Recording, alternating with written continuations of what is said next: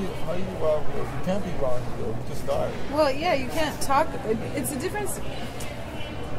I mean, you can make art that talks about itself being art, or you can just make the actual thing. Do you know what I'm saying? It's kind of building these like direct experiences with material instead of talking about this idea of it. You know? Does that make sense? Yeah.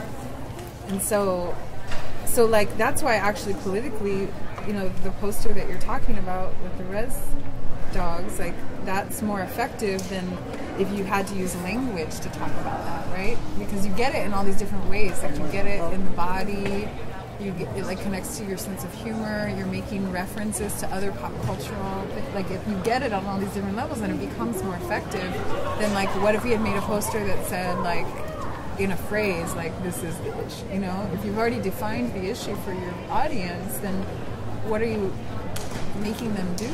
Like, are you making them work with you to like capture a new way of understanding, or are you just telling them an already articulated, it's kind of like McDonald's, you know?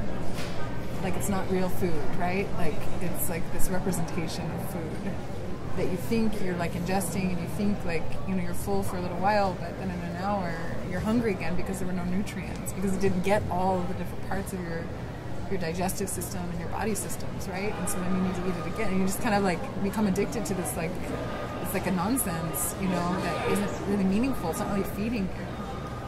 But then, you know, there's foods that you can eat that are like whole and full of like all these like diverse kind of materials and ingredients and flavors, and it's actually providing something for like your cell systems and your spinal systems and your nervous system. It's actually providing something, you know. Does that make sense? And so like, I don't know, I would just rather make art that like actually is the material instead of being a representation of the material, you know.